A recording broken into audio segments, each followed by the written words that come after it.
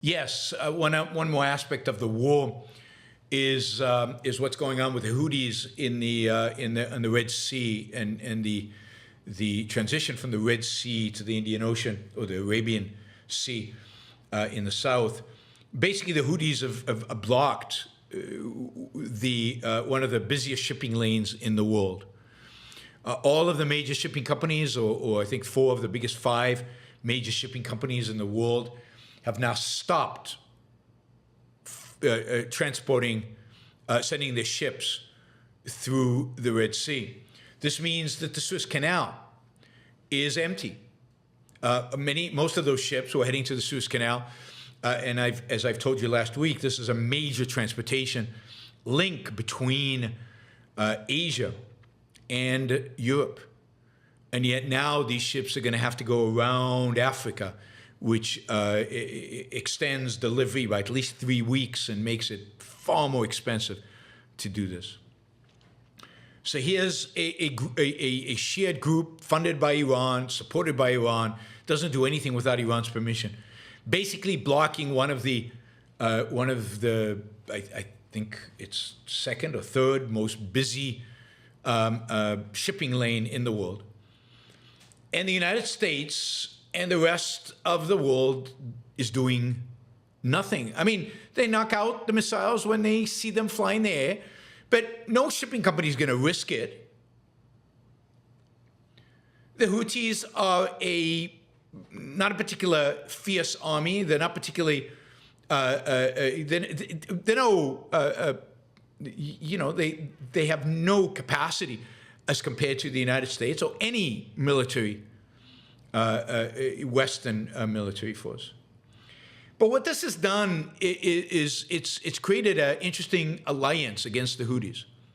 Egypt, which generates significant revenue from the traffic through the Suez Canal, is really ticked off.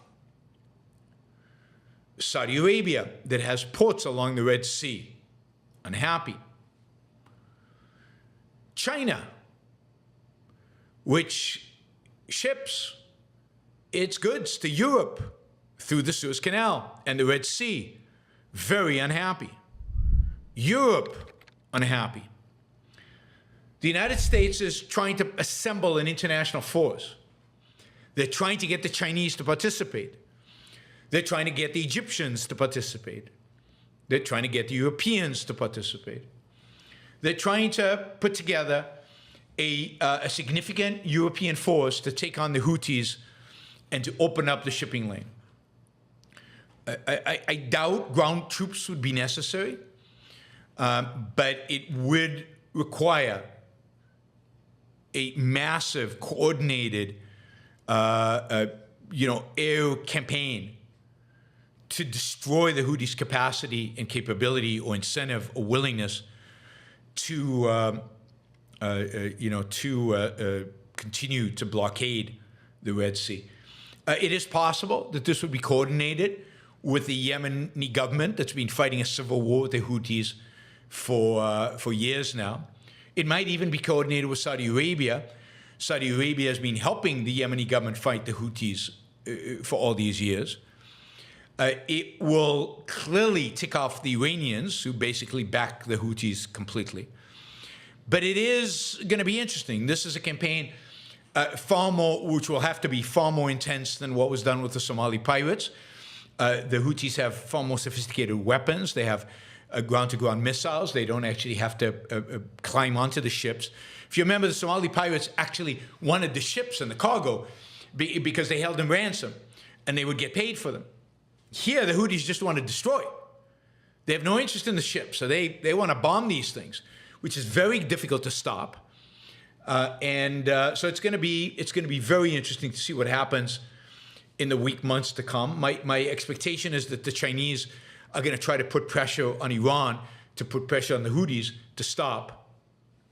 I don't think China wants to join the United States in a military campaign, but that'll be interesting to see if they do or they don't. Anyway, it is going to be fascinating to see how this plays out. But it is a real challenge to the global economy. I mean, this is, again, a major source of trade a major pathway that is now blocked, gone. Shipping has basically halted, and it'll be interesting to see how it all plays out.